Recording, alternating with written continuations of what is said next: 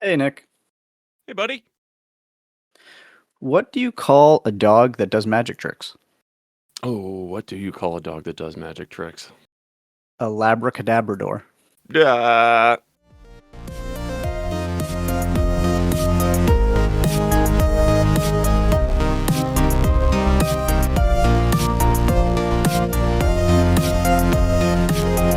We don't have it yet.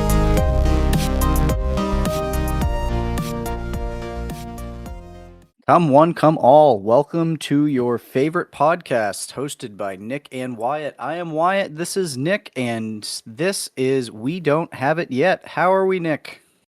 this is Nick? No, this is Nick, No, that sir. is Nick. This is Nick. Oh.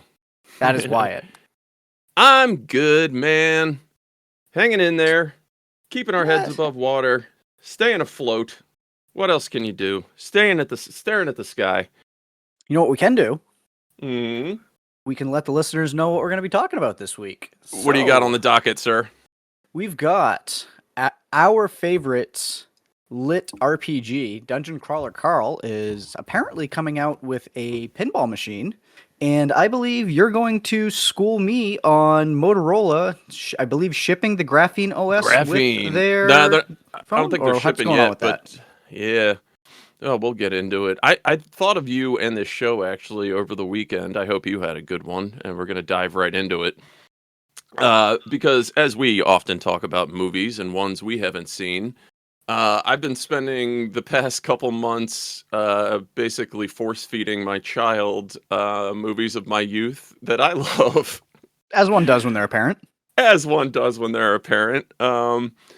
So I it's wonderful that he's pretty open to most things, and I wanted to ask you kind of where you think we should go next. And he's been very receptive to the stuff that I love, which fills my heart with glee. We've done the Karate Kid trilogy now, loved it. All right. We've done Back to the Future trilogy. We've done Goonies. And this past weekend slash week, we've covered Uncle Buck, Cool Runnings, Spaceballs, Jeez, you're hitting and all the highlights. one other John Candy movie that's escaping me right now. But yeah, yeah, we tend to like watch a movie after we get home from his soccer and or basketball games, and when one of those at least every Saturday, Sunday, Wednesday, like we end up watching movies a lot, or at least pieces of them that we finish in slices. Oh, I've got a few up my sleeve here, I but was like, I well, there's like a something to throw into the mix here too, is that he doesn't really seem to give a damn about Star Wars or Marvel whatsoever. I And I've tried to appreciate like, that, I think. all right, you're a 9-year-old boy. Let's check out Empire Strikes Back. And he's like, ugh, I don't care. Like, all right, well, I'm fine with that. On to the next. That's I'm not kind of going to force surprising. that stuff on him Yeah. because that's stuff that you, I guess, should click with you as a kid or not. It's not like he's unaware of superheroes, but he doesn't seem to really care. Um, Well, he's also grown up in the age of absolute superhero like oversaturation too. this is so true. Yeah, it's just been constantly in his face since the moment he was born or before. Um, so I guess, yeah, where would you go from here? Uh, keeping a You, hard ceiling of about, PG-13. yeah. Let's see. Have I'll be surprised actually if you guys haven't watched this, but have you watched E.T. yet? We started it, Not a big and fan? I think he won't admit it, but the opening of ET freaked me out when I was a little kid. I remember that That's specifically. fair. And we watched that, where he gets left behind at the beginning, and Hmm. I think he was like, I think I want to do something else right now. I was like, all right, yep, all right, he's my son. Um, In in that vein, kind of, maybe a little bit more mature, but still a yeah, great movie. How about Short Circuit? that is a good call. Oh, and even more so, Short Circuit Part 2. There you go. Yeah, we get Michael McKean in there. And we won't talk about the other main character, Yeah, we don't. Yeah. um, just say the dude from Hackers, Yeah, there but you go. Dude, I used to love Short Circuit 2 when I was a kid, just probably from it coming on, like, that was one of those Saturday afternoon, like, I was gonna say it's one of off. those cable TV movies Oh, that no, just came not even on. kid. That's before me having cable as a kid. So it would have been like Network TV. the off network. So whatever, the CW like turned into, it was like the offshoot network that would just rerun old movies, and like Saturday afternoons were kung fu. Sundays you'd often get comedies. I feel like that's how I picked up on Short Circuit too. So it was years before I ever saw the first one. Oh, Johnny Five. Yes. Los How locos kick about? your balls into outer space. So definitely gonna toss Subtle that on the 80s list. racist humor. Yep. Yep. Oh, we've done all Uh, the Jurassic Parks. God, I can't believe I had to watch some of those more recent ones. They're friggin' horrible. But he's always obviously I loved those. I'm just trying to think of, like, what are the big series from our youths? have you watched Princess Bride yet? Yes, but I feel like maybe it was too early. Because that was probably a few years ago now, just where it was like, oh, this is appropriate, so I'll Yeah. turn it on. And it wasn't going to capture him at that point. I feel like probably the age he is now Yeah, might yeah. be especially the whole Fred Savage, is this a I was kissing gonna book say, type thing? when you saw it as a kid, you view yourself in kind of the Fred Savage role, Yeah. so maybe that's something to hang his hat on. That's a good call. I'm trying to think of, are there any movies that like my dad really got me to watch when I was his age? Or I My wanted to dad ask you was the same Tombstone and question. Wyatt Earp. Yeah, yeah, that's for sure. Well, if anything, I probably turned my dad onto Tombstone, but I can't remember any, like, I can remember him like recommending movies that were not appropriate for me to watch, Yeah, just because that sounds about right.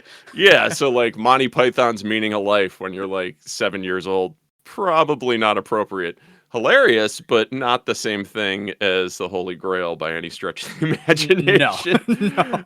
Yeah, um, that's a little more. I'm trying to A think. There were little some more. weird ones too, and they're like movies like Beastmaster that you're like, is this supposed to be for kids or is this something else entirely? Man, you think about like the first Conan movie too. Yeah, Uh he huh. definitely let me watch that when I was way too young. That movie was pretty wild, Yeah, well, it's because straight from the you were open. there, and he wanted to watch a movie. That's more what it was. Oh, no, no, no! This was never like me and him watching a movie. Oh no, he just This wanted you to watch them. this was like, grab this off the shelf at Blockbuster and stick me in the coat room during the party, and I can watch this thing that he took. And it was generally like, oh, you'll love this. This is great. And even at the time, I'm like, damn, should I be watching this? So I'm not trying to. Uh, I don't know. You don't want your He's son to probably grow up too mature enough quick. to see. Yeah, well, he seems mature enough to see most things. But I think about the fact that like I had already seen Terminator 2 at his age. Yep. It is kind of wild. Or like Predator 2. Like, damn, I should not have seen that movie when I was really young. Did you have any of those experiences where you're definitely exposed to stuff via like a cousin or a sibling too early?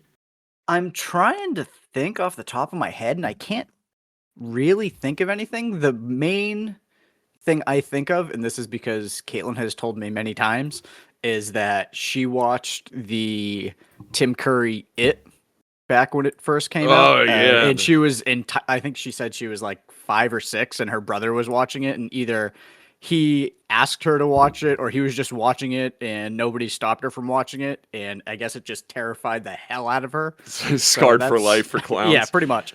I think she said she watched it again as an adult, and it was like, wow, this is what terrified me for.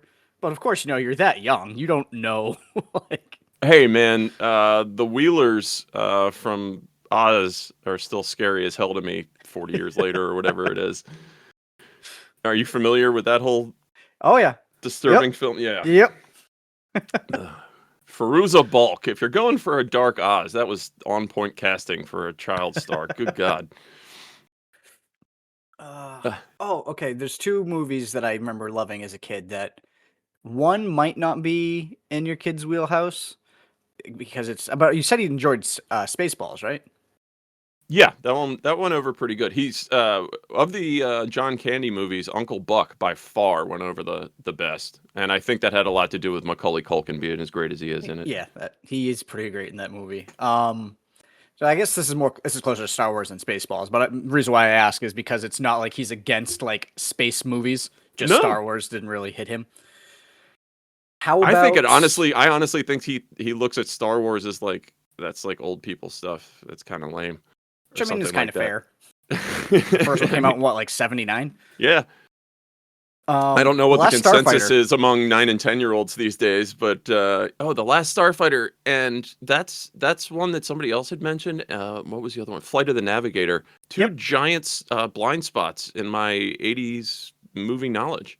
So you haven't seen that either? I think that'd I've be a never seen great movie either of for them. you. And okay, I think that both of those movies would actually be great. I think for you guys to watch together. I told my wife that we should watch Mac and Me because I've never actually seen that You haven't. either. Outside of the Paul Rudd Conan clip, Yep. I've never actually seen it. I kind of So want to. this actually leads me to it's kind of a tangent, but it's on topic. Mac and Me was one of the movies that whenever we had either an early release or a snow day or whatever at school, for whatever Hmm. reason, that was one of the movies that was on constant rotation in the classroom. Did going to school or whatever, what movies did you guys have that were just tossed on, either towards the end of the year when schoolwork wasn't happening or maybe, an early release type situation? I don't remember ever like being placated with a movie All right, in so you went to a elementary real school. school. May I don't know. I think maybe it was too fresh off the shuttle disaster for the Challenger that they didn't wheel in the TVs anymore or something. I don't know. But I don't have any memories of that. I can vividly remember being shown Jurassic Park in 6th grade because it was such a like Just monumental the happening Yeah. in culture at the time. And then in my art class, our teacher had us watch Toy Story when it first came out because it was the bold new direction of animation, so it was part of art. Which That's cool, kind of cool. Yeah, cool. it was true. Yeah, that's really cool actually. So Yeah, that ours was were just placated movies. 95, 96, Yeah, yeah, Jurassic Park was 90.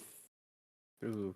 I 93. literally just had yeah, as I said, I literally just had this conversation with Caitlin last night. I don't know why we were talking about Jurassic Park, but yeah, Jurassic Park was 93 and I think Toy Story was 95, That's 96. the furthest back. That would have, I think, was 6th grade for both of those, and that's as far back I can remember as actually being shown a movie in school. Now I can very vaguely remember being at like a daycare center or something and watching The Brave Little Toaster.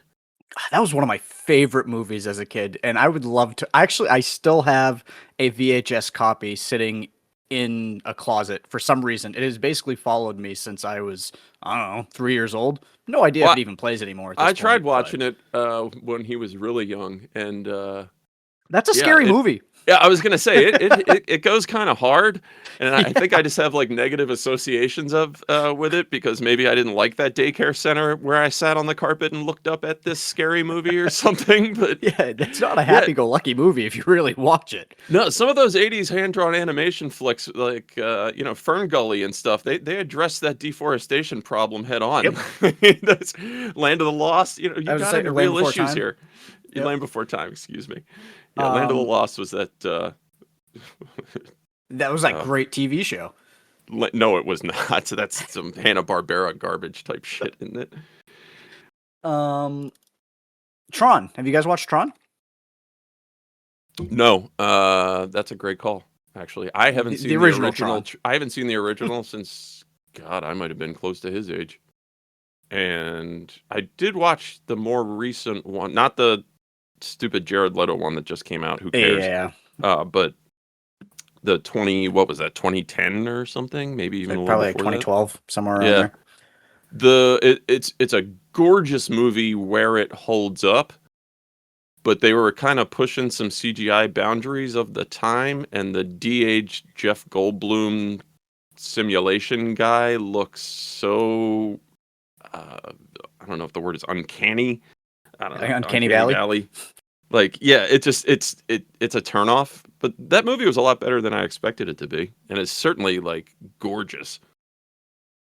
Well, yeah, and that's basically what the Tron movies are known for. Is just the Just how they look, just the Oh yeah, cinematography. like I have the Blu-ray kind of thing, and it's definitely like the one that you use to demonstrate your home theater system Yeah. to friends when they come over into the basement kind of thing. So I think that gives you probably a pretty good chunk that you might be able to check off with your son here. I'm curious to see how some of those Oh, so what's go the over. is it would you say Flight of the Navigator or the other one that you mentioned? What was the other one? I'm sorry. The Last Starfighter. Last Starfighter. Which one is the Last Starfighter? That was one of your movies as a kid kind of thing? Yes, mostly because it was like, oh my god, it's a video game. Like, essentially, the idea is, there's this teenager that plays his favorite arcade game. He gets the high score or whatever, and he gets recruited to fight in like an actual like How the war hell because he is this did a so blind well. spot I in don't my know. That's why I'm What so the surprised you haven't seen this. Like, this is you. Yes. That's horrible. All right, well, consider that an extra credit Wyatt homework assignment for me. That's a you and your son homework assignment because I really do think that you both will enjoy that. Like it, I might have to watch it with you guys separately because it's been a long time since I've Yeah, watched well, that. you revisit it, and then we'll come back to it, and you'll get, my initial impressions and modern day 9-year-old's initial impressions, and then you can see if it held up for you. That's doing stuff like that is kind of scary because if it's something you loved as a kid, and then you're like, oh crap, Oh, damn, that this sucks. isn't Yeah, good. I was thrilled to watch Labyrinth again and see that it totally held up after, No, 25 years since my that's just a last viewing or classic. something. Well, it's Jim Henson, so you know you're in good hands. Last thing before I transition to something else, Brr. it would would Pee Wee's Playhouse be the type of, or is that, do you think that's too low or just not even any interest? Pee-wee's Playhouse. I don't Like Pee know. Wee's Big I don't. Adventure, specifically the movie, obviously. You know what? That would probably be the one to try, because I feel like Yeah, the the show show is is just very, subversive a little bit. I don't know what the yeah, word to use is. yeah, I don't know, but it's a there's a lot of wink and nod humor. And are yes, they talking about this or are they actually talking about that? Which of course was the whole thing. which, yes. But But I do think Pee Wee's Big Adventure that's a would good be a call. good litmus. Is that the one with the scary clown scene, or was that just Pee-wee under the big top? Oh, I I don't don't want to think have it. my own it situation here. I don't think it's Pee Wee's Big Adventure, but Okay. it's also been probably 30 years since I've watched that. 'Cause I think that came out in like 85. Oh yeah, we did the Bill and Ted trilogy too. I Oh, didn't even really? push this. I didn't even push the second and third one, but he was just like, "All right, well, this is what we're doing. We're off to the races." He loved those. I really Um, enjoyed the third one. I mean, I enjoyed all the Bill and Ted movies, and I think for what it was, the Bill and Ted Face the Music was as good of a Bill and Ted movie as you could have hoped for after, 35, 40 years of it being a exactly. I think, stagnant franchise. yeah, I think they treated it with a caring hand, and I was reminded about just how rough the second one kind of was, though. Oh, yeah, the second one did not need to be made. Loved Station. He loved Station.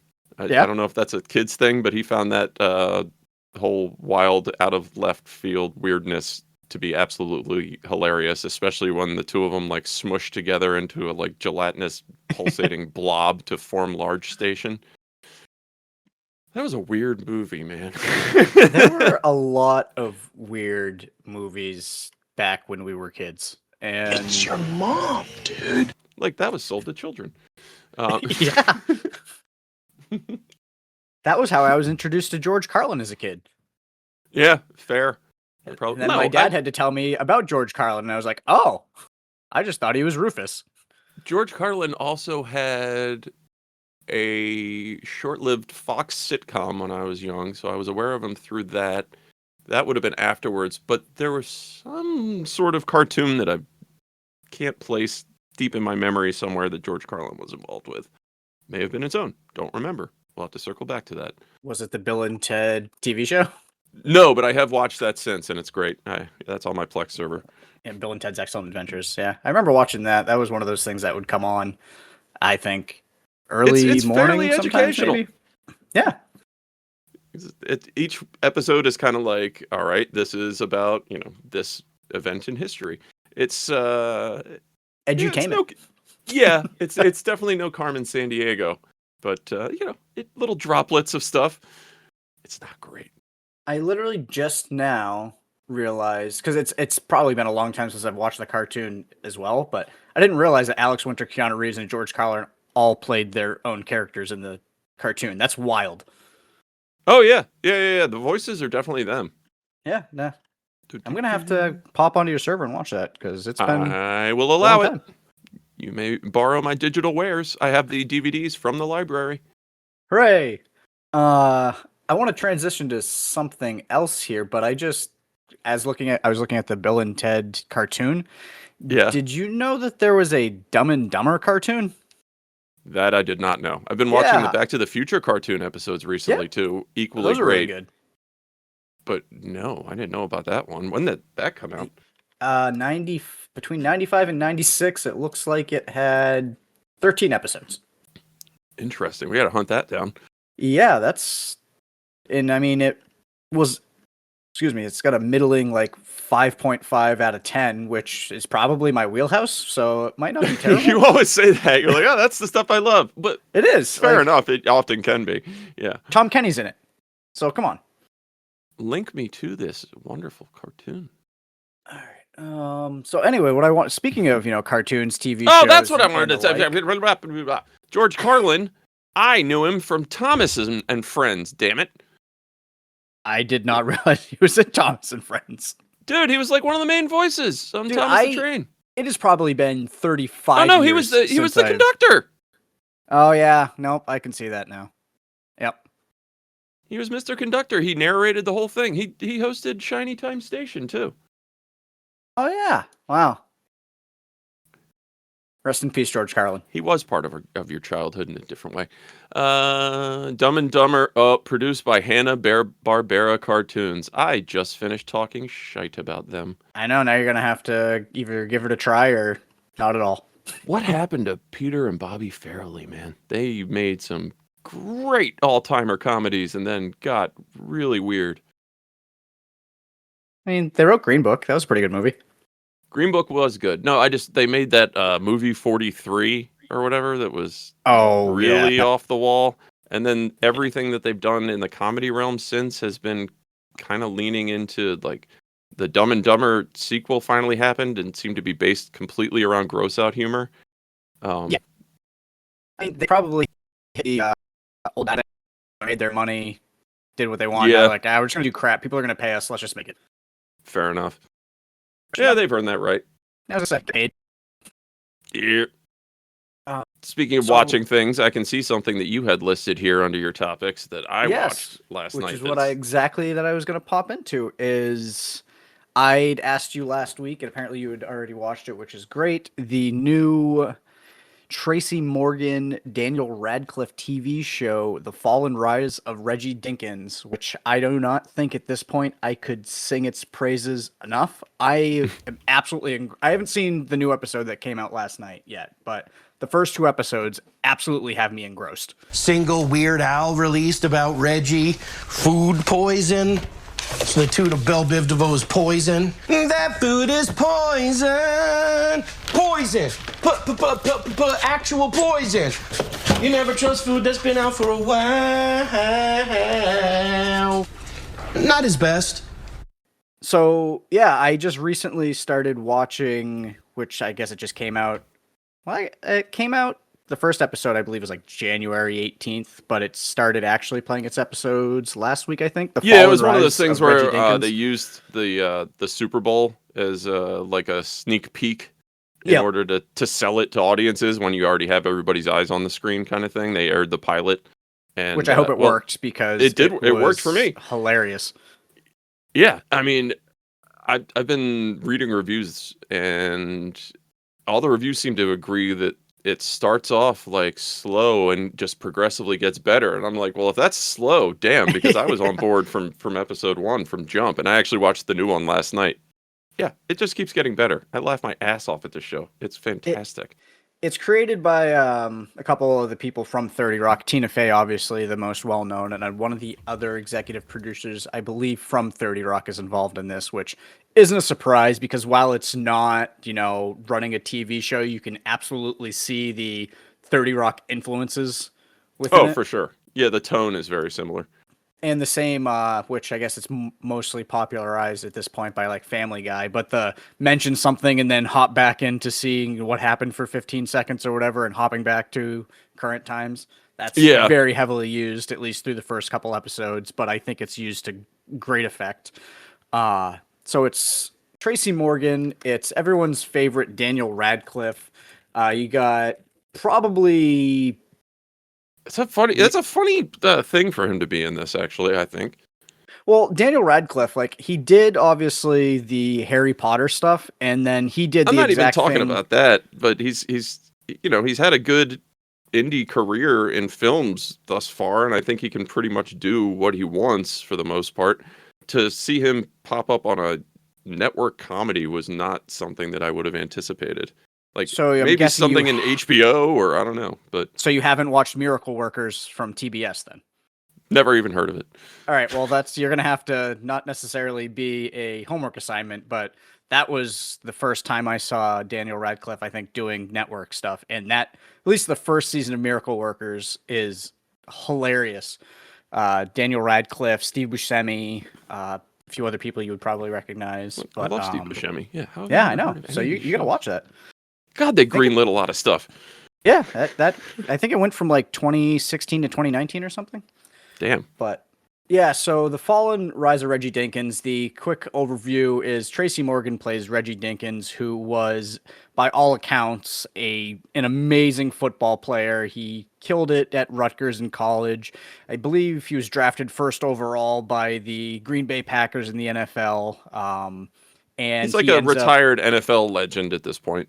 yes, except Yeah. legend is used pretty heavily, and retired he was forced into. It's not really giving it away. Is he had gambling issues and he was blackballed from the league. And it's Yeah. basically Daniel Radcliffe is a documentary maker, and Tracy Morgan's character hires him to he essentially create a puff piece about him because he's trying to get back in the good graces of the NFL because he wants to end up in the Football Hall of Fame. And it's just there's a dual that. story there, which you'll learn more about in this week's Yeah. episode. But it's a bit of a redemption path for both of them. You learn a little more about Daniel Radcliffe's character, and maybe he's got some filmmaker shame in his past. Well, he did try making a Marvel movie. Yeah. So that's more of it. That there was an incident on the Marvel set, and so I think it turns into them kind of lifting both of each other up. But before I stepped on you for the Daniel Radcliffe casting, we didn't mention what was probably the best part for me. I joined on for a Tracy Morgan comedy that I was looking forward to, just because a vehicle with him is he's enough awesome. for me. Yeah, he's hilarious. But Bobby Moynihan plays his kind Rusty of Boyd. his live-in kind of loser friend, hanger-on manager. I would say I would call him a loser friend. Well, I mean, he's his manager and fixer. He's his fixer. Yeah, he's his gopher. He's his turtle, if you will. Except a lot better. He's a hanger. He's a hanger-on. Yes. His lifestyle is funded by this guy, but he is hilarious in this damn show.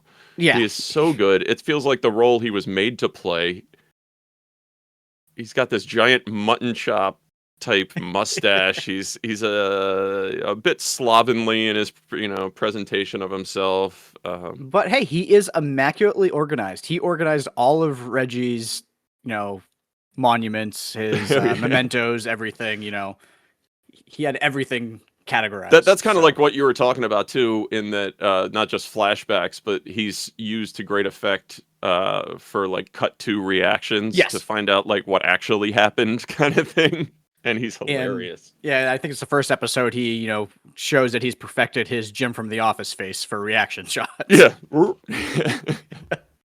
But awesome. Yeah, it is essentially it's Tracy Morgan, from all accounts, playing Tracy Morgan, just his type of humor with this guy is just kind of like a dummy, and then he goes off and says something incredibly smart, and it makes you go like, wait, maybe he's not, as dumb. Like I think it was a cutscene where he talks about how he or someone asked him if he knew what documentary meant. I think it was Daniel Radcliffe, and he tells him what it means. Oh, it means from the Latin this or that. And he's like, oh yeah, I took Latin because I thought it'd help me meet Latin American chicks. And I just really liked it.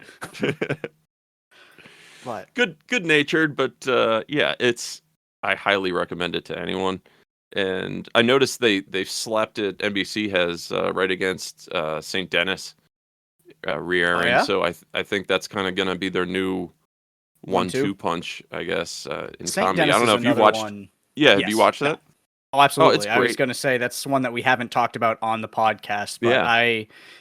that I think is from the same creator of Superstore, which I'm not sure if you ended up watching that when it was out.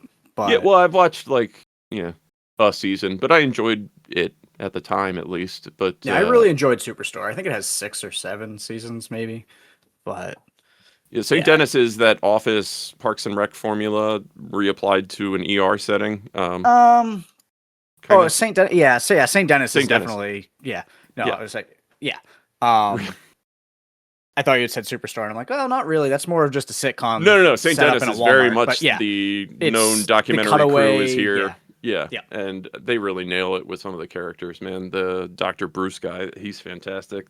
He's great. He basically plays the same exact character he played in Superstore, except he was a pharmacist in Superstore, but he was a pharmacist who thought that he was the most important person in the world, which he basically translates over into being the most important, surgeon in the world. So. Right. Well, if you met a lot of doctors in your time.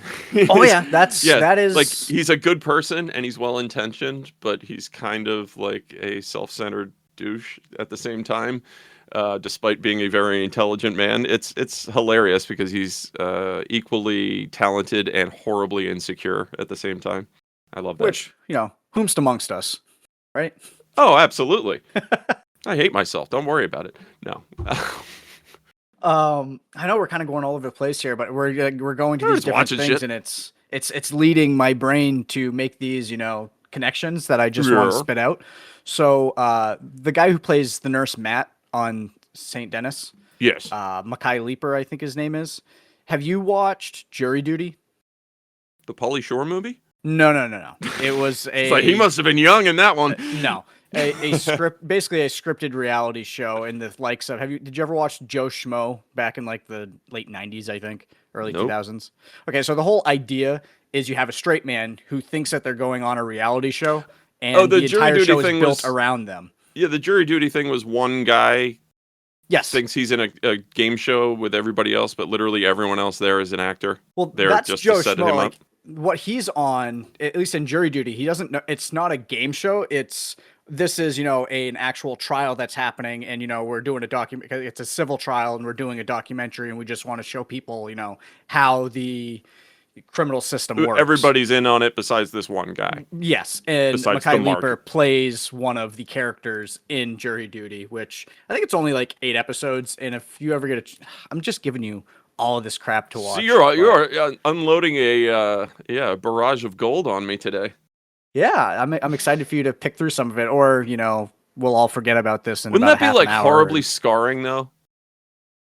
You have to wonder. Like while that person's going through that experience of like they think they're in a documented jury trial and everyone around them is like telling them this is normal and Yeah, and that they have like PTSD afterwards, even though they know it was a joke. Essentially, well, the best part is, it's all the best part, but oh God, what is his name? The guy from Sonic the Hedgehog, who's not Sonic, the actual guy. Ben Schwartz. Nope, no, the guy that plays his sidekick. Cyclops. Yes, what's his James Marsden? James Marsden actually plays James Marsden in Jury Duty. Oh, I love that. Yeah, and essentially the entire time he's just super mad and he's trying to get out of jury duty because they're like, I'm James Marsden, I shouldn't have to do this. And it's his character essentially just, playing a hyper version of I love like exaggerated versions of celebrities taking the piss out of themselves. That's hilarious to me.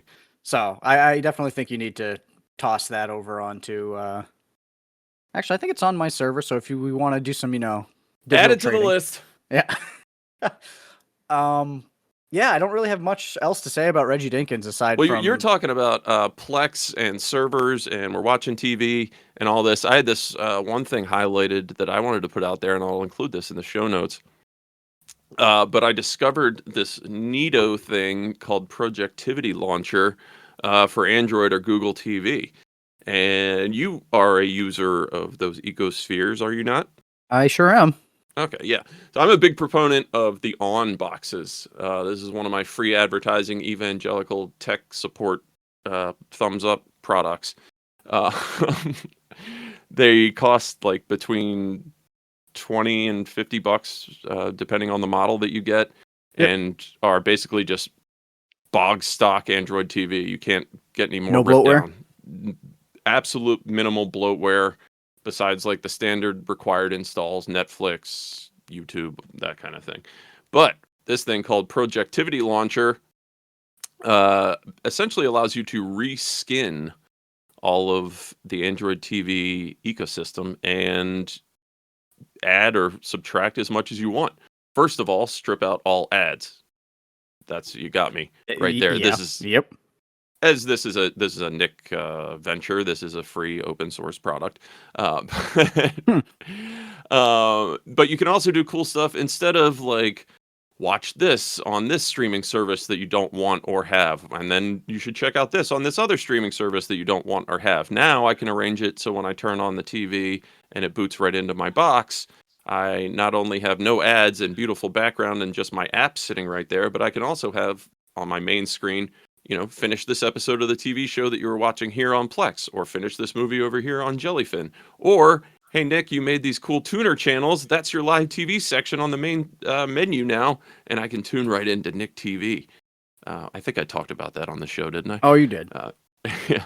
So, it's right there as if it were live TV. I can just be like, hey, Top Chef's on. Cool. Even though it's just pulling it from my server. And while that part might be a little late stage down the rabbit hole in this whole venture, I would recommend checking out Productivity Launcher to anyone that uses Google or Android TV and just doesn't want the giant video ads getting fed to them on the main screen. It just strips everything down, bare minimum, but equally, or not equally, infinitely customizable. So I'd recommend you check it out and let me know what you think if you do. And if anybody else does, let me know how you like it. It's in the comments. Hmm. Yeah, I've been screwing around a little bit with because I've got a NVIDIA Shield hooked up on my TV here in the little office area, and then I've got a Google OS on my TV in the living room. I kind of like the Shield runs. It has to be like a proprietary something, I'm sure. No, or is it just Android? It's kind of I mean, yes and no. It seems like it's pretty stock Android. And I haven't updated it because I think I bought this back in like 2018, and then it got packed away, and I found it when we moved here, and I'm like, you know what? I really enjoyed this. This is probably the best box that I've had, and I hooked. There are new like high end Android boxes, but they go as high as like $500. I don't think anybody's really touched the Shield. No, as that 2018 product still stands as top dog, I believe. There are still people, if you look at forums and stuff, that are like, is NVIDIA going to make a new one? And other people are like, they have no reason to. Like, they knocked it out of the park with this. Yeah, and they sure as hell wouldn't commit hardware resources at this point anyway. Exactly. Yeah, this was before. Way before all that stuff. I was saying that the stuff I was reading was before, the world went totally in the crapper with, let's pump everything into AI. Right. But yeah, they kind of knocked it out of the park the first time, so why bother? And that seems to be the consensus among the community, at least what I've read, is like, no, it's still perfect, and it's still better than anything else out there. I'm recommending something that costs, $25 or whatever. The Shield still commands a very decent price. They don't still make new ones, do they? No, I don't think so. I mean, they might, because I'm actually looking, you can buy it from Best Buy now, so it might just still be the same exact model that they're still making.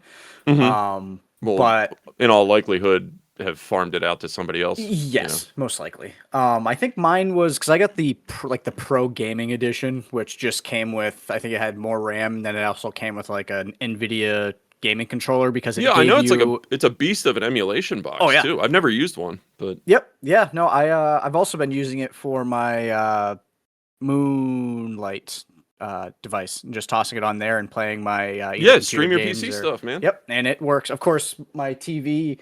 We're not on video right now, so me pointing behind me is not really helpful to you. I know But, what I the mean, scene looks like. Yeah, my TV is probably 3 feet behind me, so there's really no reason for me to stream it from my PC to the TV. But it's you know, cool, yeah, man. right. I And we're couldn't do that freaking when I was a nerds, kid. and if we're not impressed by that, then we shouldn't, just turn in your nerd card. You're done.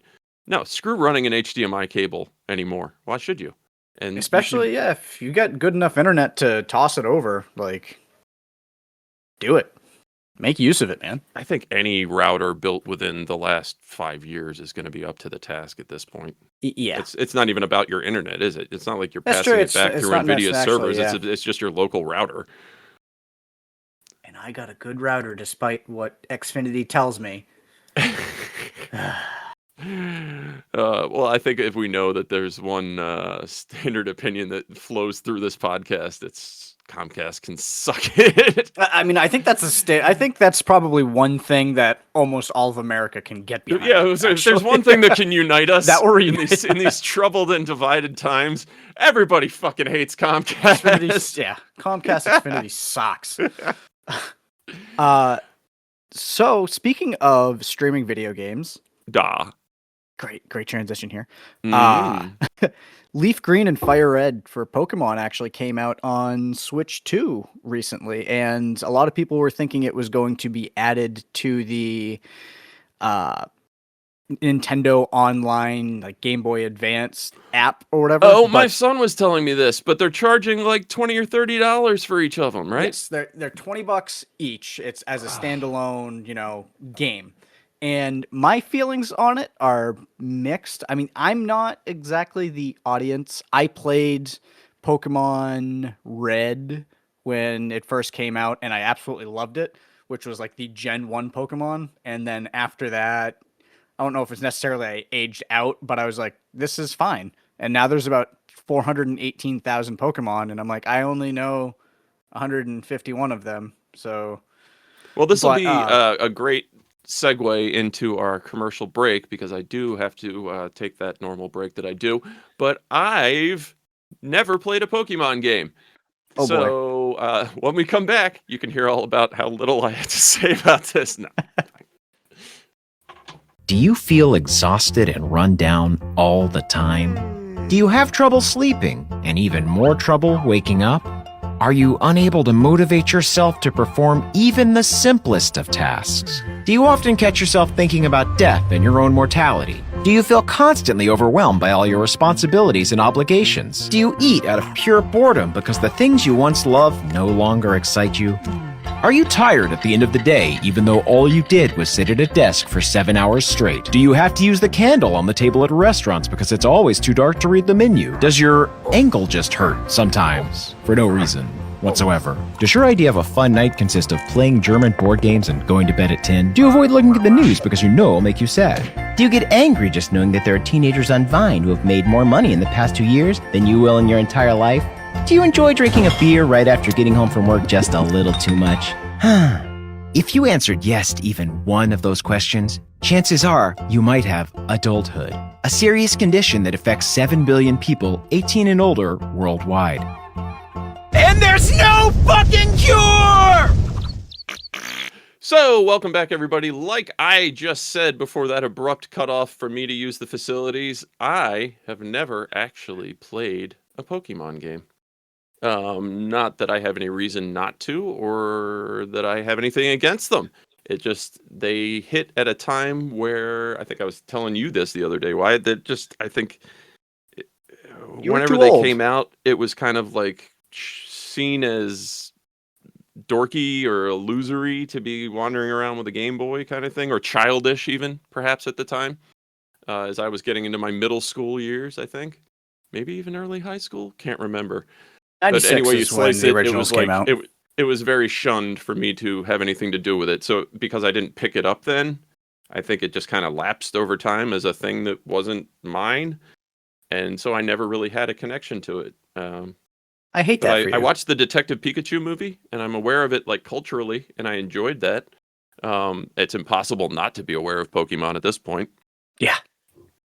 And like I've said before, my son's really into collecting the cards because one of the neighbor kids is, but neither of them play the card game, and neither of them have any interest seemingly in watching the cartoon.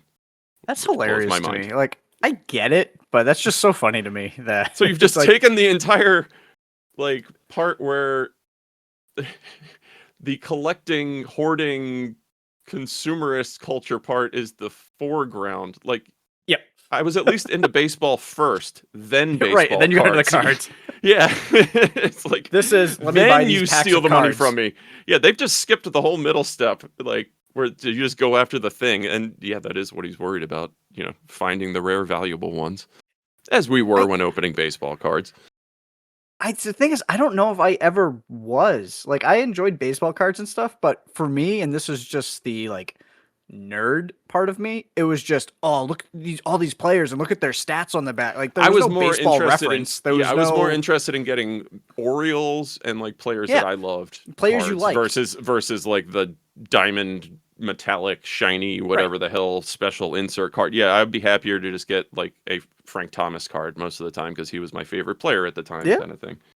Yeah, and nowadays you've got these guys that will stock Target and Walmart and any other place that has these cards, the and they will dudes buy out throwing entire elbows at shelves Costco. and- You know, yeah, this is why we can't have nice things because we've just everything has become a revenue it's a stream. It scarcity can't just be based economy. something that you enjoy. Yeah, well, now you say that, who's to blame? Because I know that Pokemon, while it's not Nintendo, it sort of is. Yes, no. Nintendo owns a stake in the Pokemon company. Right, and we know how Nintendo loves them some artificial scarcity in product. So, is there any overlap there in the cultures of the two worlds? I don't know, but them reselling are Leaf Green and Fire Red, I assume the first two Game Boy games?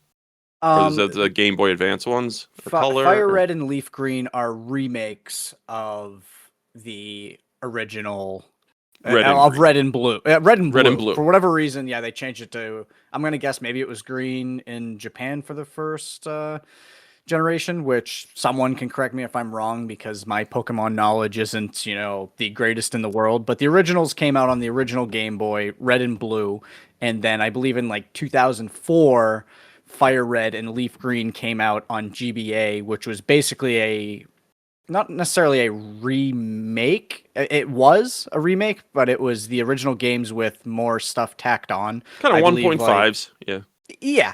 I think it obviously updated graphics, and then I think they took some of the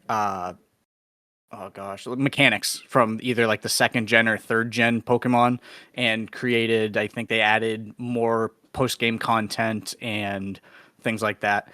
The big thing, and this is where Nintendo, I think, tries to justify this is why it's, you can buy it versus having it be part of the subscription program, is I think they've included, it's called Pokemon Home, and that is basically a system that enables you to be able to trade your Pokemon between different games. And of course, nothing is impossible, but I believe Nintendo's reasoning was that, we couldn't do this with adding it as, because the Game Boy Advance, the Super Nintendo, all of these like online passes or whatever that Nintendo has, it's literally just ROMs that are dumped that you could just play. Yeah. There's no added, aside from, I think there's a rewind and maybe save states, which is very, a very stock experience with emulators at this point. Well, it's kind of funny that when I think when they first launched their own N64 emulation, it was worse than... It was piss poor compared to the community efforts of the time, yeah. Yeah. Which isn't super surprising. But the idea was, we're going to sell this product, you own it, and that way it can connect to Pokemon Home. So I think, and I'm not fully up on this either, I believe it has a one-way usage, which I think you can take Pokemon out of the games, but you can't import your other Pokemon into the game, and it might be the other way around. But I know This all sounds like something they could have sold you for $10 on the side if you wanted could have. access to it, versus selling you the games for the 9th time for $20 a piece. The thing with this is, and like again, I can both sides of the argument is that if you just tossed this onto the expansion pack, you're going to have the people that are going to be yelling, saying, "Why won't Nintendo sell this to us? Now we have to sign up for a monthly subscription just to play Pokemon. I want to own this."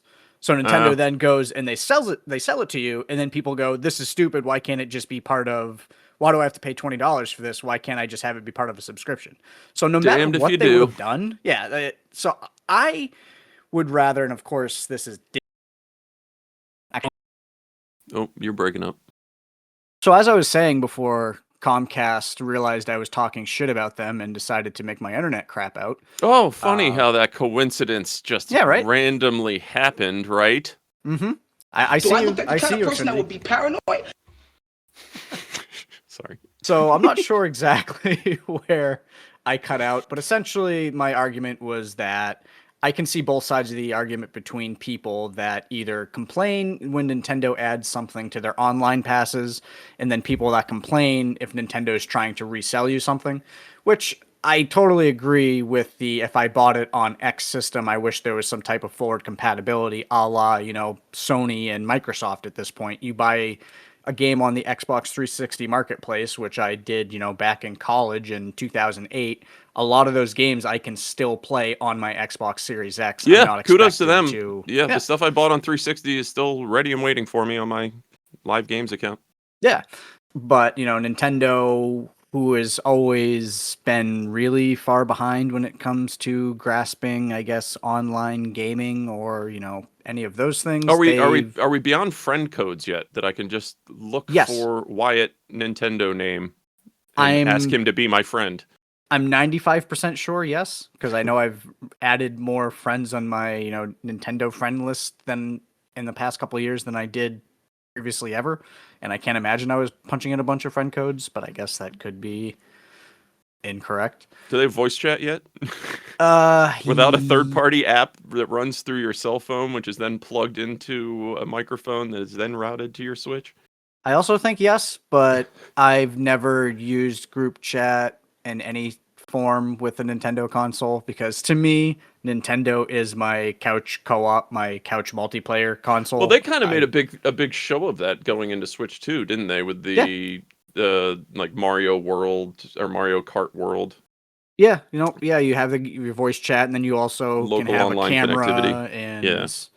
And but I don't know. I've always just cared about being able to play my Nintendo games with my friends in person. I don't know. That's just the way I've always looked at it. Yeah, always is Nintendo is my couch console. But I don't think this is going to mean anything to you, because like you said, you've never really played a Pokemon game, and also both of us are fairly big into, the whole emulation type thing. So you might be able to play it. I'm of the opinion that else. if you bought it, you own it, and just because you don't necessarily have anything working to play that cartridge right at the moment, I say you can go out and emulate it and have a clear conscience and do whatever you want. Because that's probably the only way I'll play any of them at this point. And like I said, not that I'm against playing them, I just never have taken the leap. Now, they are, to my understanding, outside of the whole collection aspect, pretty much playing as a traditional turn-based Japanese RPG? It's a traditional JRPG, and the idea is you collect the Pokemon and you create a team of up to 6 Pokemon at a time, and you battle your Pokemon against your opponent's Pokemon. And you try and basically rock, paper, scissors it by being like, oh, this is a grass type. I have a fire type in my arsenal. I'm going to play the fire type because I know it's super effective against grass. Yeah, I mean, that's a standard. You've reached the fire boss, you use the ice spell. Yes. Okay, well, I'm down. Nudge, nudge assignments in the future. You'll have to maybe not. I don't know what the like most well thought of ones are. Like I wouldn't necessarily know where to start, and that's not fair because I think I've even asked that question of you and several other people in the past. But I Yeah, don't know what is thought of as like that's the one you have to play. I think honestly and again, like I'm not huge into Pokemon, so you'd have to probably go to someone that's played it since day one and continues to play it today. Mm-hmm. But if I was to ask someone to play something, it would either be just play one of the first gen ones, which to me is going to be Red, Blue, or Pokemon Yellow, which I enjoyed Pokemon Yellow because you got to have Pikachu and it was just like you were playing the cartoon because you get to have Pikachu as your starter Pokemon instead of one of the other ones. Mm-hmm. Uh, Is that the whole alternatively, difference? I've never really gotten that part either. It's just if you get the blue version, here's kind of the nope, well of nope. Pokemon that you can draw from, and red is over here, and but otherwise it's the same game. Is that right? No. In a way, yes. Your starting Pokemon for Red and Blue are all the same. It's Bulbasaur, Charizard, or sorry, Charmander, and oh gosh, Squirtle. Same. It's both the same for Red and Blue. And then Yellow, it was just you only get to have Pikachu because it was the Yellow edition. But the idea is, yes, there are some exclusive Pokemon to each color, and that's how Nintendo figured that they would make more money. Is either your friend has to buy a different one so you guys can trade, or if you had no friends, you buy both colors and then you can trade them amongst yourselves. That was the only way that you'd be able to catch them all. Yeah. So they wanted to sell it to you twice, even at the Yes, time. absolutely. Genius. So now they're selling it to you for the 12th time. 1500th. Yeah, if you're gonna play, I would either recommend playing one of those ones, or I believe the Pokemon. Wait, so if you bought this on Virtual Console, yep, like Wii U, any of those, Mhm. you don't have access to this anymore, right? Via Switch or Not Switch 2? No, nope. It that lives on the Wii. I think Wii U was backwards compatible with the Wii stuff you bought on Virtual It was. Console, but none of that moved forward to Switch or Switch 2. Yeah, Which see, that's the big argument is, Yeah. hey, I spent money on this. I can't As play far it. as I'm concerned, you already spent your money. Go out and Right. download the ROMs as much as you want. Nintendo got their slice of the pie from you. But that's just me, and I would never encourage anyone to break international copyright law. Of course not. I don't want to spend too much time on this because I feel like at this point I don't think that we have even touched any of our topics, and we're about an hour into the episode. Plus. So yeah. So very quickly, and there's not a ton to talk about this because there's not a whole lot of information on it, but we both saw last week that Dungeon Crawler Carl, my reading obsession, and I think you're greatly enjoying it as well. Hey, I'm on the second book now. I finished the first one. Oh, look at that! See, so and Yeah. you're reading the second, which means you must not have hated the first. I loved it. Let's get out of the way. It's a 10 for me, pretty much across the board. But I loved how the second book just picks right up. I mean, the first chapter in the second book could have been easily just the next chapter. In the first book, we're right on our way, but now we have Mongo. I won't ruin anything, but what a wonderful series! I think, and we've discussed this. I don't know if we discussed it on the podcast or outside of the podcast, but I would love to just do an episode where we discuss each book as you finish it at this point. Yeah, it could be a bonus episode at this point. We would just have, to have something to subscribe to. And then at that point, we don't really have to worry about any type of spoiler type things because obviously don't listen to the episodes if you haven't read the book yet. Because... Oh yeah, I have so many questions that I would want to ask you, being someone that's pretty far ahead of me, but... Yeah, if you haven't checked it out, you should check it out. Maybe we will do a bonus episode, but they are making a pinball machine to go along with a tabletop RPG that's apparently coming out, a Seth MacFarlane produced television series that's going to be coming out at some point. This is a hot media property, and bless his heart, Matt Dinneman apparently told his agent that his fee for the licensing to the pinball company would be a free machine. Yeah, and then his agent yelled at him and said that cannot be what he is. Apparently, I believe his name is, I'm going to butcher it because I don't listen to the audiobooks. I think it's Jeff Fox. We'll be doing the audio for the machine. Yes, and he Yeah. basically did the same thing that Matt Dinniman did and said, "Yeah, just give me a machine and I'm willing to do this." And their agent too was like, or sorry, no, Jeff Hayes. Jeff Hayes, his agent, because he said, I essentially negotiated the same thing, and my agent yelled and said, "No, we kind of have to get paid for this project. You can't. A pinball machine is cool and all, but you Yeah, guys are sitting on the hottest property in the world right now." I listened to on my last drive to Michigan. I listened to a couple chapters of the first book, and I didn't love his version of Carl. Thank um, you. just because it sounded so different in my head, and he makes it. I don't know. It assigns things to the character that I didn't on my own from reading it. I, But I I'm loved his version as a somewhat, deep baritoned male doing Princess Donut. He's great. He's fantastic at that.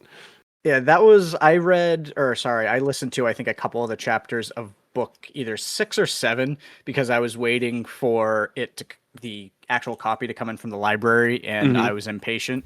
So I was like, oh, look, I can get an Audible trial and I can get a free audiobook and then immediately cancel my Audible trial, and then I'll just listen to this. So I listened Mhm. to maybe a chapter or two, and that was my biggest complaint. The same thing that you had said is, no, they didn't sound how they did in my head That's because what I I said. gave That's them not all what Carl voices. sounds like. Yeah. So, and of course, that's just, he's a great, Jeff Hayes is a great audiobook narrator. Like, he does great on it, but yeah, that was my biggest complaint was that's not his voice. That's not right. Oh yeah, but I really like oh Carl. He's given the Yeah. very fancy, donut sounds appropriate as it did in my brain kind of thing. Funny enough, I was having this conversation with one of my buddies, and Princess Donut did not sound that was my biggest complaint is Okay. like Carl, I was like, like sure, it doesn't sound like it did in my head, but for whatever reason, like Princess Donut did not have anywhere near that voice, and I was like, this is really taking me out of it. Like I can excuse the Carl stuff because it's like, whatever, like he is just this big dude, like I could see his voice being like that, but But donut not being voiced by a female. it wasn't even just voiced by a female. It was just, and I guess I haven't listened to the first book, like, so I don't know if maybe the voice changed from the first book to, because I mean, Jeff Hayes has done all 7 Yeah, I books can't so imagine far. it's changed too much. He's probably refined it a bit, but Yeah, but just I don't know. It had nothing to do with like a male doing the voice at all. It was more just like that's just not how I expected Princess Donut's voice to be. I understand it, it's Princess Donut, but I'm like, I don't know. I But anyway, really enjoyed the part in the first chapter of the second book where we get to them choosing their forms and classes, yep. and Princess Donut has to decide what she will take the form of, and without ruining anything, it's exactly where you expect it to go in the most amusing way possible. Yeah. But like I said, this can be its own episode. So quickly about the pinball machine, we don't know a ton about it yet. But the funny thing is I believe Matt Dinniman was doing a talk about his new book that just came out, Operation Bounce House, and the moderators were asking him about, how Dungeon Crawler Carl, the property is so hot right now, and they were saying the same thing that you said, you're going to have a graphic novel, a tabletop RPG, there's even action figures being made, and out of nowhere, Matt Dinniman was like, oh, and there's a pinball machine being made, Yeah. and the moderators are like, wait, what? Like, are you, like, that can't be right. Like, we didn't know about this. He was like, oh yeah, it's in, it's in early production. I can't tell you, who's doing it yet, but someone has the property. It's probably a year out or so. And that's really all we know is that there's going to be a pinball machine with the Dungeon Crawler Carl License. Thank you. License. Yeah. And We know it's not Stern, I think, is the only thing that we know for sure. Stern would not take a chance on something like this. And it's actually surprising to me that this is going to be made because while it is a super incredibly popular series right now, like you don't really see, and you can correct me if I'm wrong because I know you're a little bit deeper into the pinball scene than I am. Yeah. Yeah. Like you don't, can you think of anything that like an actual release and not a homebrew that is contemporary? I mean, like Mandalorian, I guess I would say, but that's the Star Wars Stern's universe. not doing it. This we know. Jersey Jack, it's extremely unlikely, just because they're still kind of catering either for a surefire media, property hit, or very much to the 65 plus community home buyer who has 10 grand to spend on a Munsters or whatever. I said that was Jersey Jack, but Elton John, that's obviously going for that market, all that stuff. American doesn't really exist right now. So the top two candidates are going to be Polymorphic. Multimorphic, I believe. Multimorphic, excuse me. Who did the Princess Bride / Weird Al / Portal. Portal, yep, which is the modular series of tables.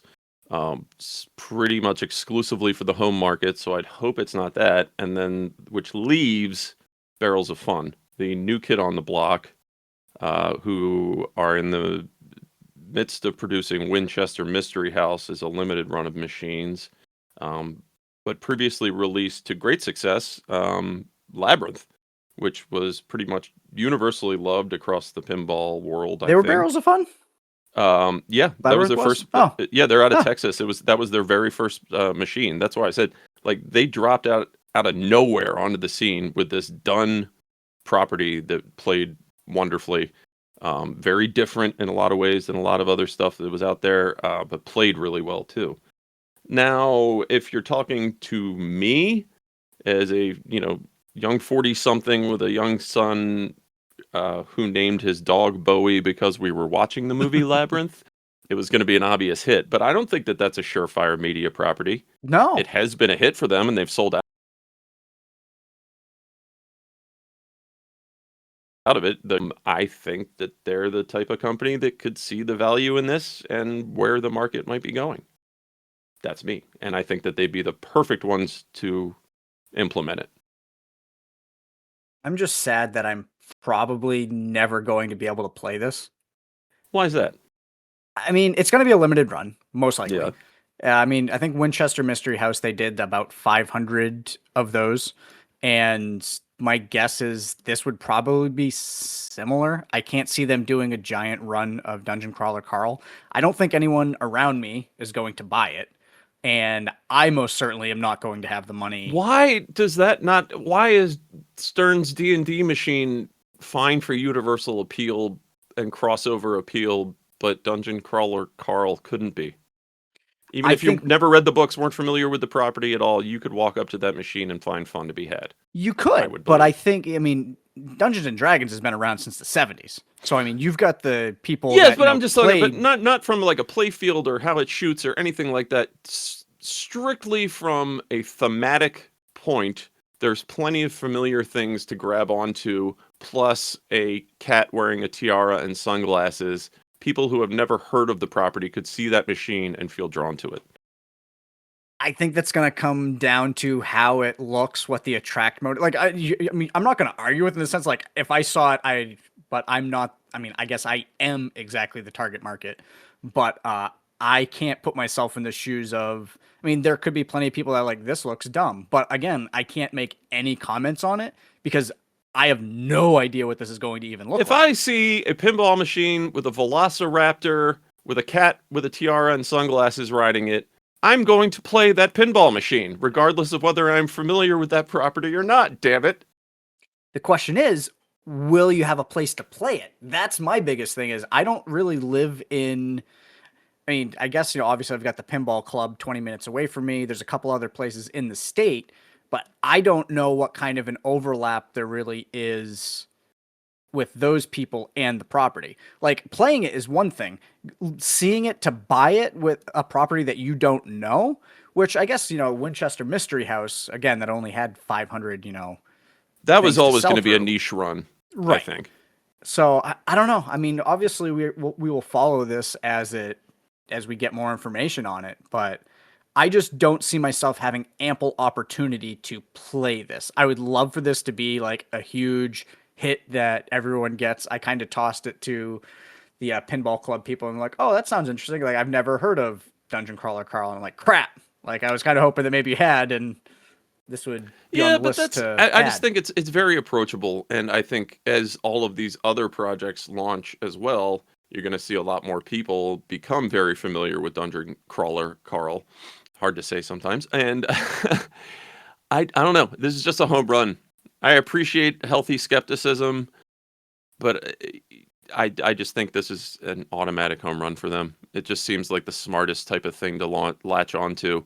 And maybe it's a start of a wave of machines that are catering more to people that aren't into 1960s properties, things like that.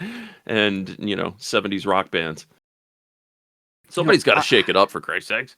Somebody's got to. I know that both you and we read this from the Kineticist post. Mm-hmm. Both have agreed that it's going to be barrels. I don't think you can really count out multimorphic. Like it, I would rather have a full table. Yeah, if they built a portal machine, they're exactly the type of company that are going to latch on to an IP like this. Yeah, that's why I would don't just think, be like, bummed out if that were the case, because absolutely. That's totally home play only. Yes, like I want it to be barrels of fun, but like the article basically just they don't even say really why, like, oh, it's not going to be multimorphic. But I think you never want to count anything out. You don't want to be wrong. You don't know who made on Dinneman's team, who's making those pinball deals. Do they have any connection to the game whatsoever? Do they not clearly care? It's not Matt Dinneman, because he just wanted a pinball machine for them to Right. use it. Well, now that's interesting. What I'd love to know, and obviously he's not entirely motivated by the green, but I think Jersey Jack spent $1 million on just the rights for Harry Potter to be able to legally sell that machine.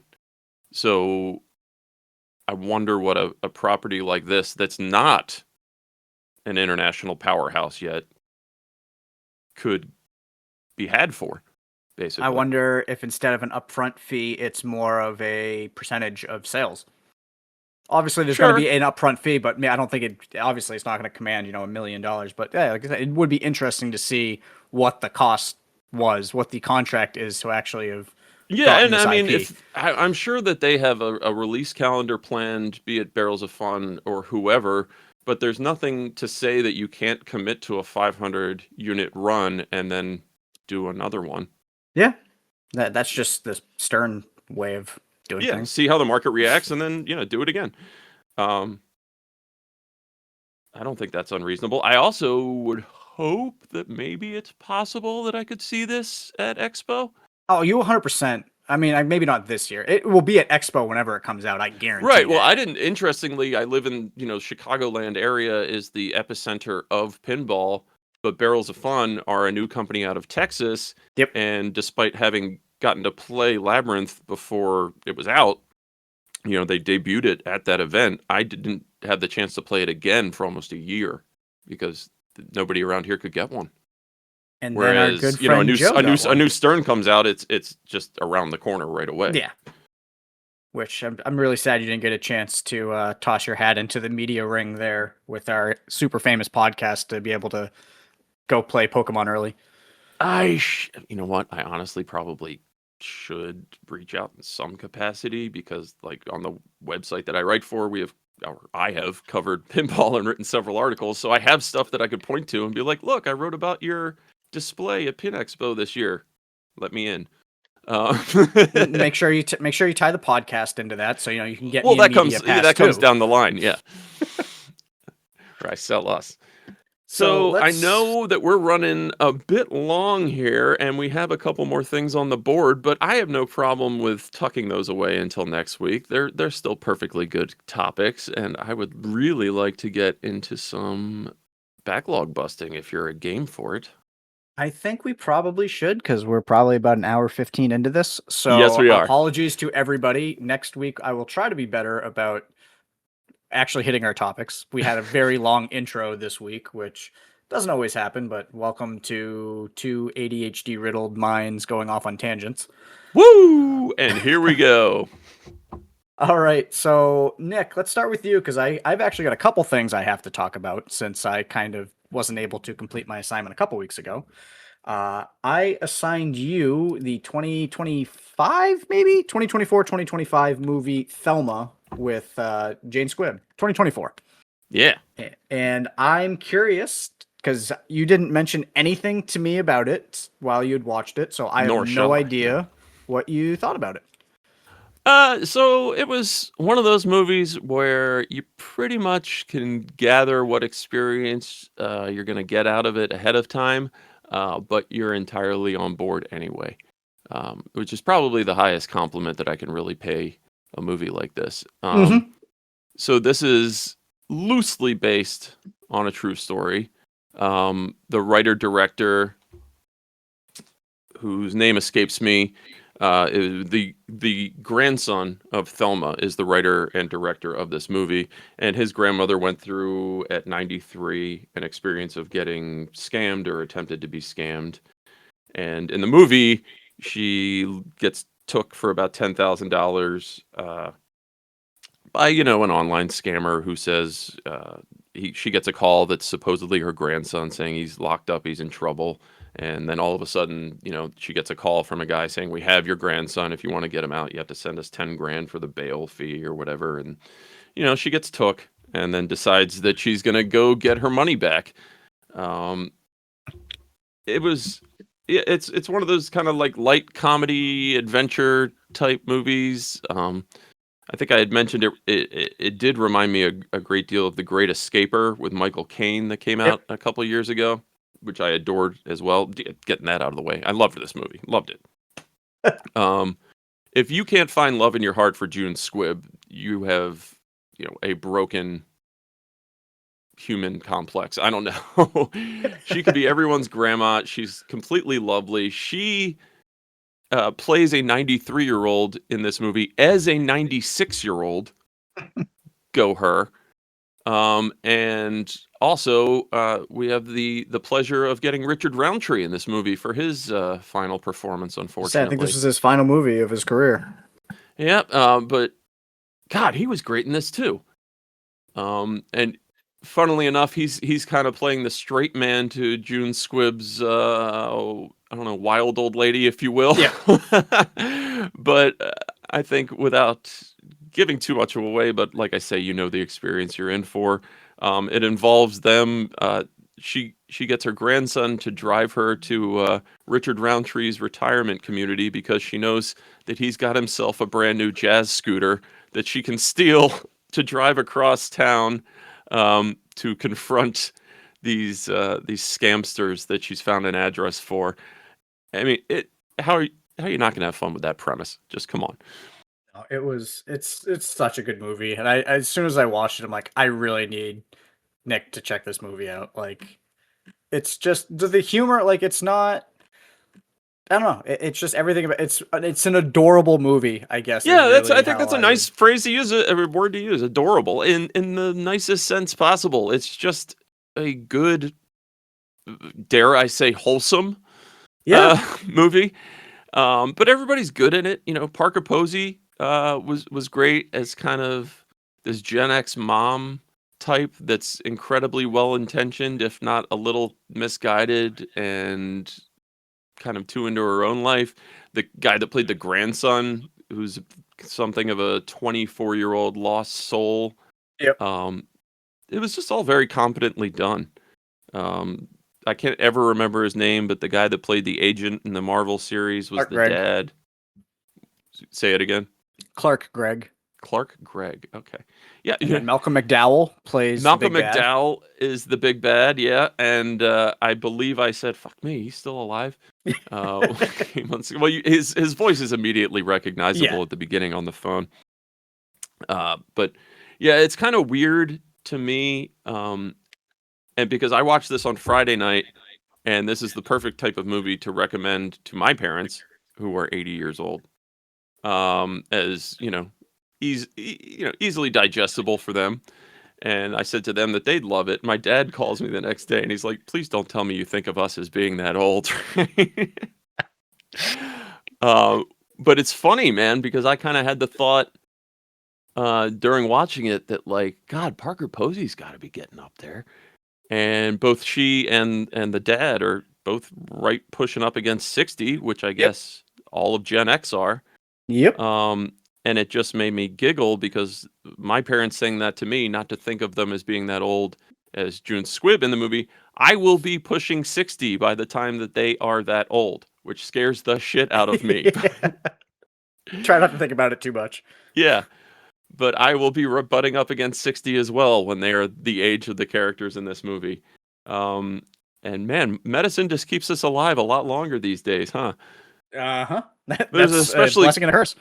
yeah, especially great scene in the movie where Thelma has taken off on her adventure, and of course, is being way overprotected by her family that think she's just this helpless, senile old lady. Any medical ailments, and they're like, oh yeah, well, she's got active brain cancer, she's had double mastectomy, she's had 2 hip replacements, and it's just like going down the list, and it's like, but otherwise in good health. They're like, oh yeah, Yep. she's great. Yeah.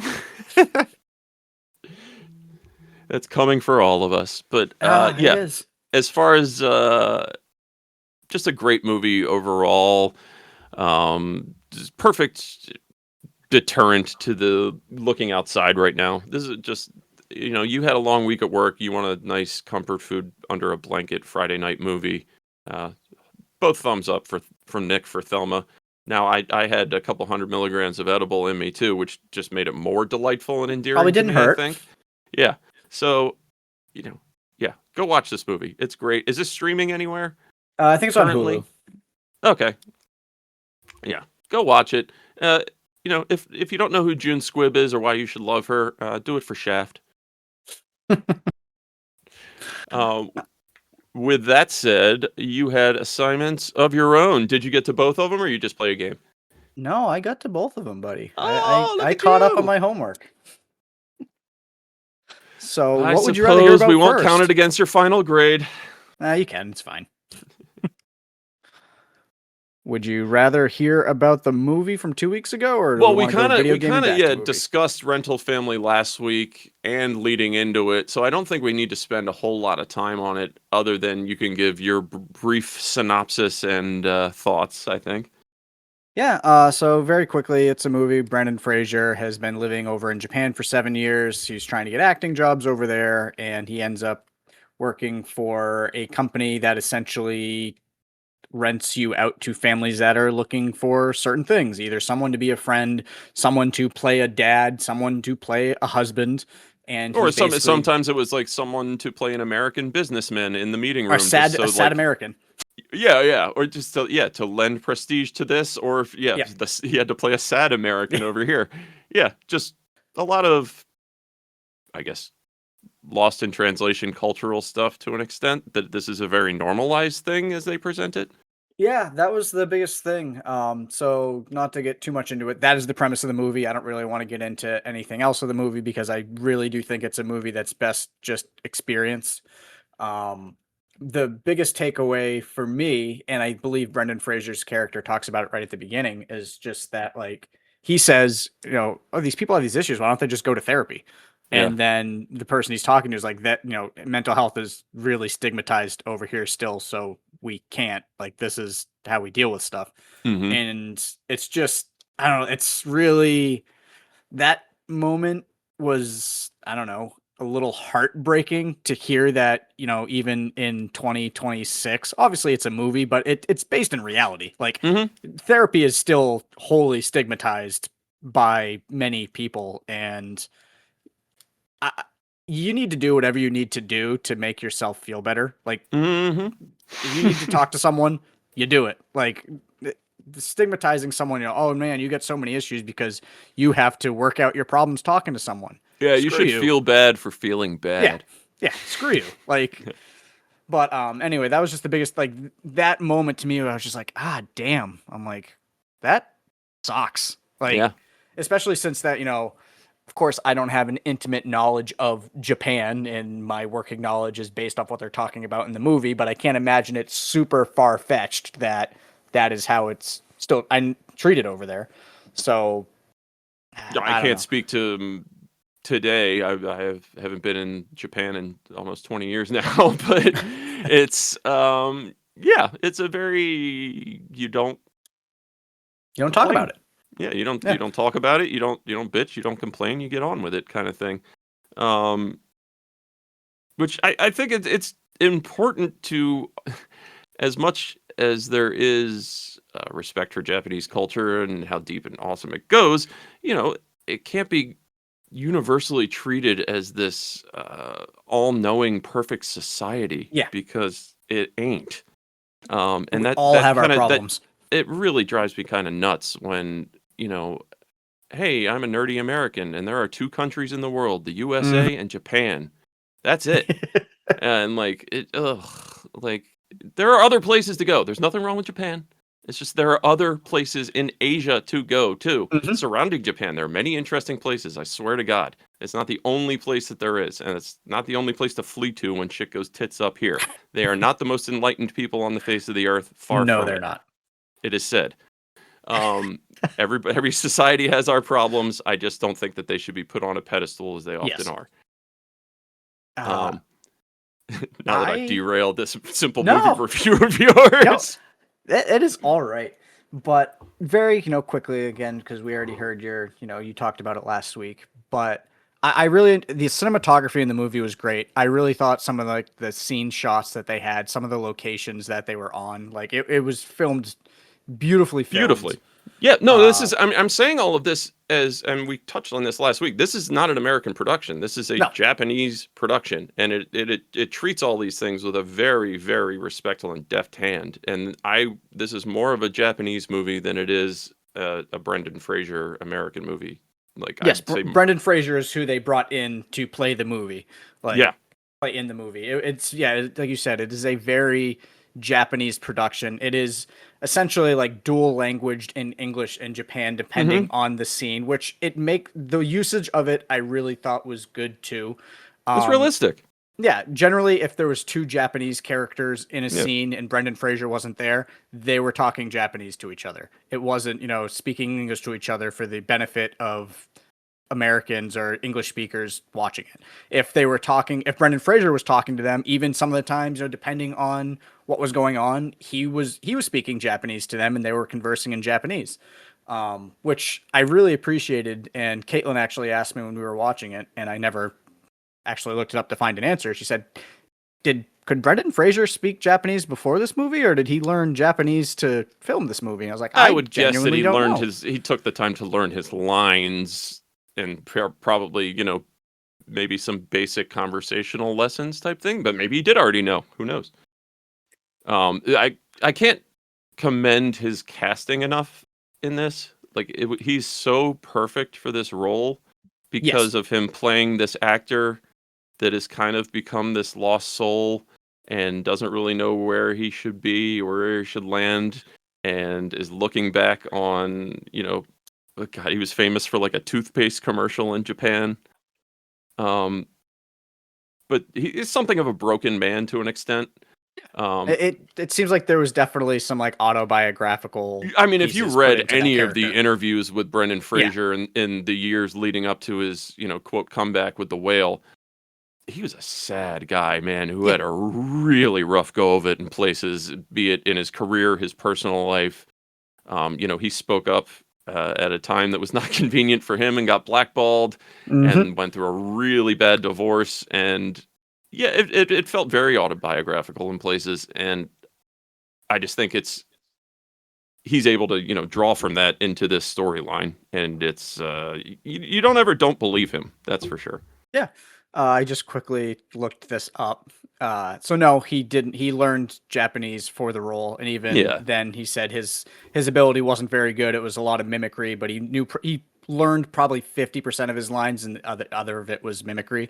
But I guess he did say that at one point he was trying to order a coffee and accidentally told the waitress that he was having his period. So. I'm sure it's I think that was part of it too in the movie, that despite living there, and interacting on a daily basis, while he might have good day-to-day and conversational usage, you don't get struck with the fact that he's actually fluent fully. No, he knows enough because he's an actor that's trying to get work in Japan to work his way through a meeting, and he understands enough, to be able to go back and forth. But yeah, he's very clearly still Americanized. He still speaks, obviously English. He's immersed himself in the culture. But I believe somewhere in the beginning of the movie, his boss even tells him like, you could live here for 1,000,000 years and you still wouldn't understand, like everything. 1/10 of the actual cultural depth, of all the stuff that you have to be, familiar with, kind of thing, yeah. Which you see as he goes through the movie, he learns a little more and more about the culture with the different people that he's working with. That he's like, oh, now I actually understand a little bit more. And in doing so, learns about himself. Why? He learns to love himself. Yay. And hate himself. Right. He learns to love and hate himself. We just made people not want to watch this movie. No, it's a really good movie. I absolutely think that it's not. It doesn't. It's very well done, and it doesn't border on saccharine like so many things do these days, where it feels inauthentic in its niceness. Yeah, I guess the one thing I'll say, and I won't talk about it too much to give anything away, like the ending of it, I was like, like it didn't need to end like that. Like I believe I had a similar thought. But yeah, I won't. But everything leading up to anything. Probably the last 5 minutes of the movie, I was like, yeah, I'm really on board with this. And I saw you say they put an unnecessary bow on things. Yes. I'm like, yes. I don't need that. Like, movies can end sad sometimes because life is sad sometimes, and let people sit with, you can't have sadness without joy, so you can't have joy without sadness. Like,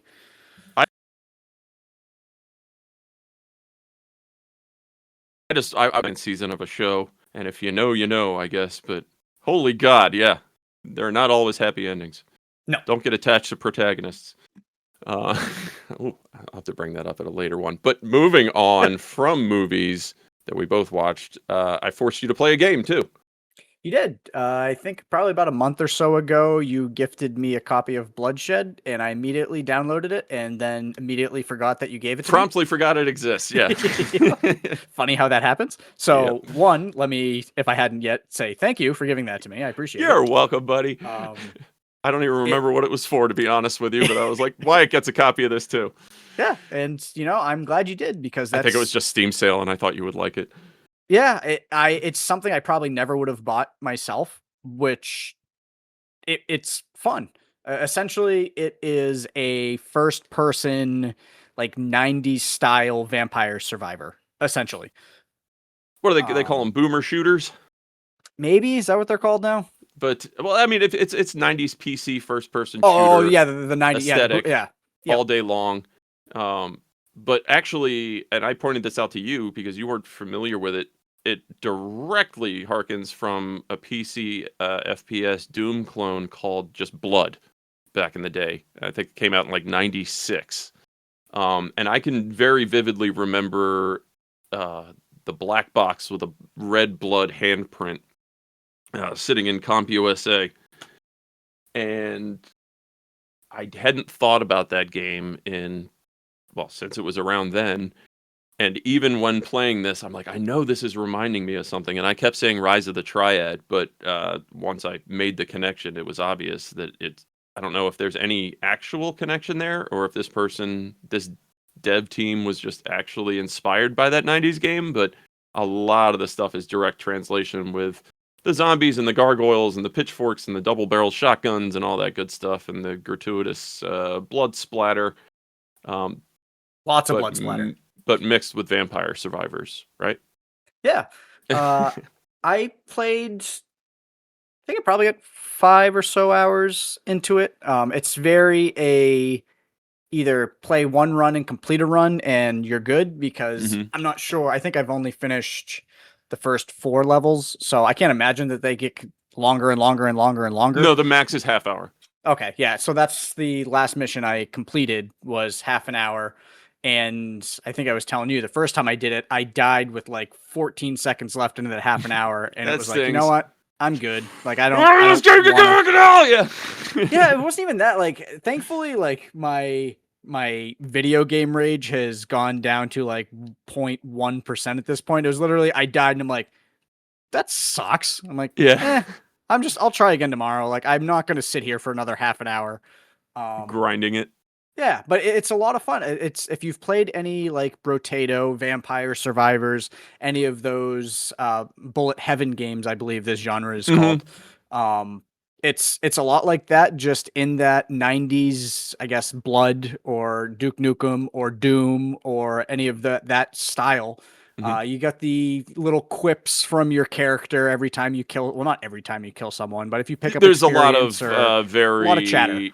Yeah, and it's all very tongue in cheek and Yes.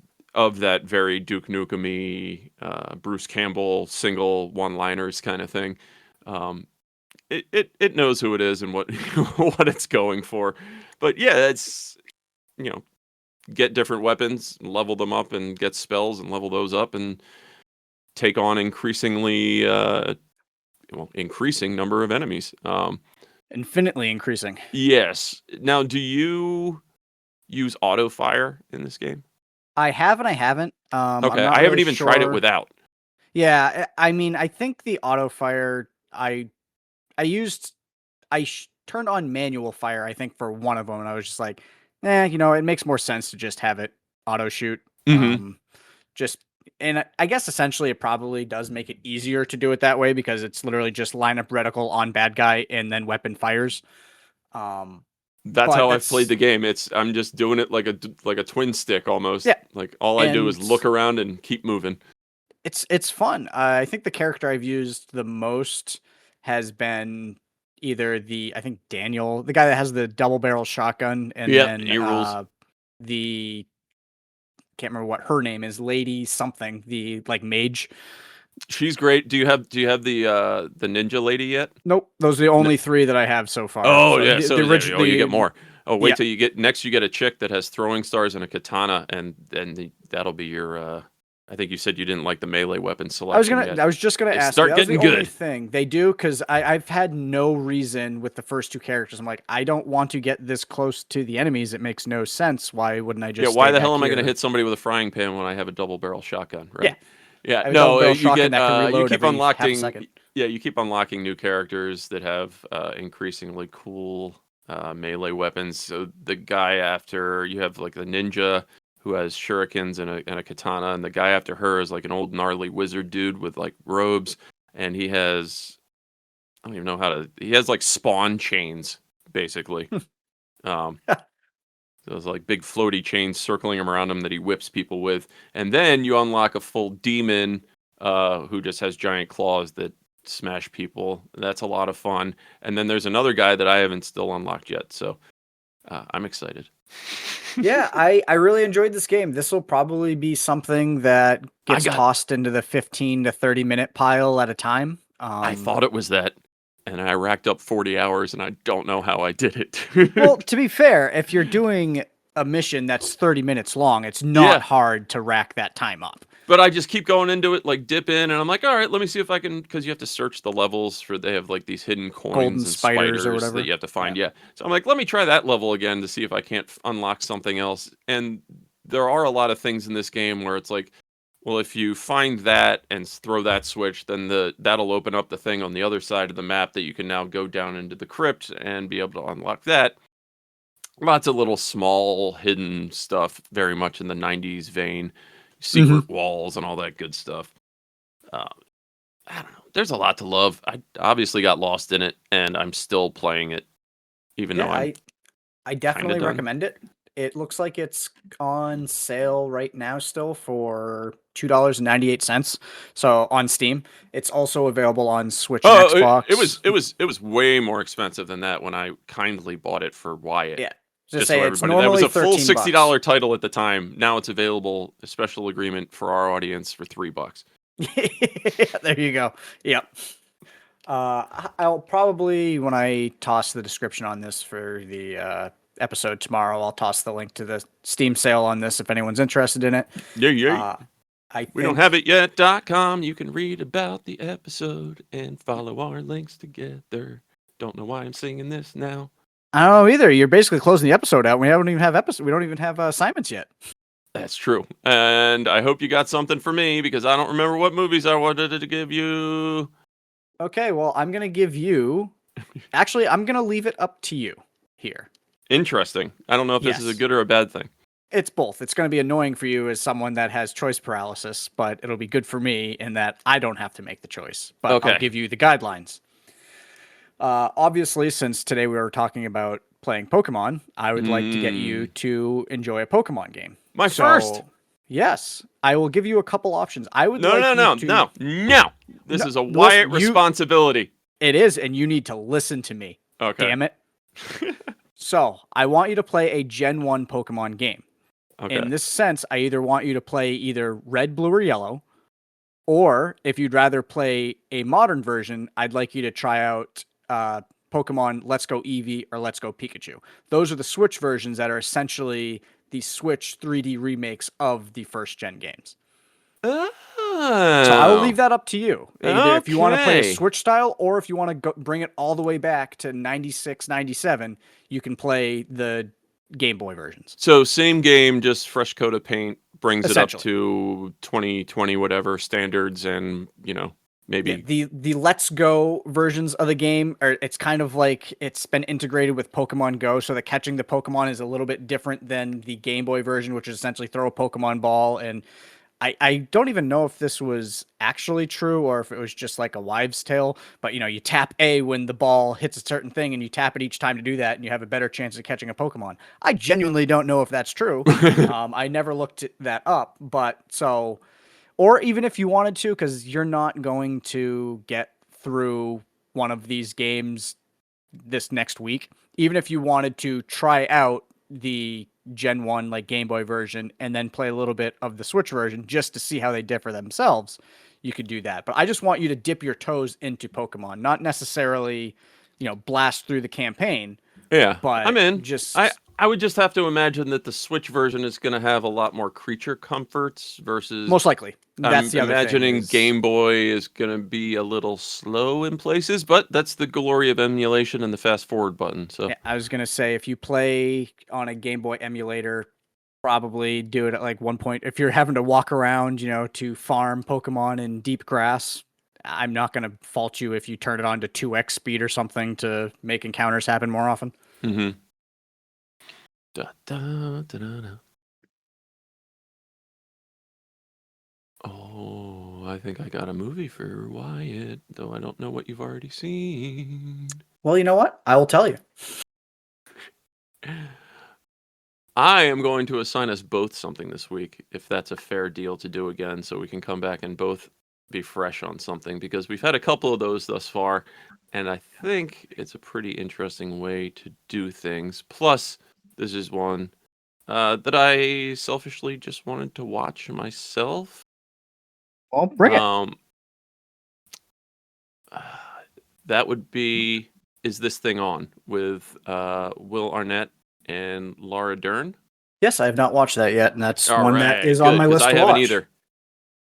All right, so this was a 2025 comedy drama starring, like I just said, Laura Dern and Will Arnett, and it is about what I would assume people dealing with divorce and new lives and middle age, and all in the world of amateur stand-up comedy, I believe. Yeah, essentially, he shows up to open mic night, basically bombs, but realizes he kind of likes being up on stage. And I think it's him kind of progressing through that, either getting better at, stand-up comedy or worse. I'm basing this entirely off of watching the trailer. But Now, this is directed and written by your by least favorite Bradley person. Cooper. I know he's not my least favorite person. I don't know. I have mixed feelings. Maybe he'll turn me around to be a full supporter on this one. I don't know. But his character's name is Balls. Have you noticed that? Yep. I'm looking at the IMDb here. Yep. He plays Balls. a character named Balls. We also got Sean Peyton Manning Hayes in is this in movie, this. apparently. Amy Sedaris is in this. Peyton Manning. Yep. Yeah. And he doesn't play Peyton Manning, so it'll be interesting to see Oh, dear. what he actually plays. Oh, Dave Attell's in it. I get the impression there's going to be a lot of pop-in, hey, if you love stand-up comedy, this person's here kind of stuff. But that's just like, interesting premise on what is probably a, old formula. But if it's based around the world of stand-up comedy and it's a hard R, I think I'll probably find plenty to find funny in this. Plus, I think you love Will Arnett as much as I do. I do. I greatly enjoy him. So I'm looking forward to. I've heard good things about the movie, so I'm looking forward to seeing if I agree. Dope. Well, now that we've spent a solid 2 hours today recording. Yeah, well, between stops and starts, who knows how long it's actually been. So thankfully, you are our editor, and you will figure it out. That's what I'm here for. Well, everybody, thanks for tuning in again, and we love having you. I'm sorry if we were a little all over the place this week, but we don't have it yet, and we'll do better. But I would like to remind everybody, if you are having fun, please do subscribe, leave a comment, leave a review on your listening platform of choice. It does help the show get picked up by algorithms and shared out to more people. But we very much appreciate your support. Feel free to reach out to either Wyatt or myself, or we have a show account. We don't have it yet at Blue Sky. Anybody I'm forgetting here, Mr. Wyatt? I don't think so. Thank you, everyone, once again for listening. As Nick always, said, we've got our website, and like and subscribe. See you next week, everybody. Bye. Peace.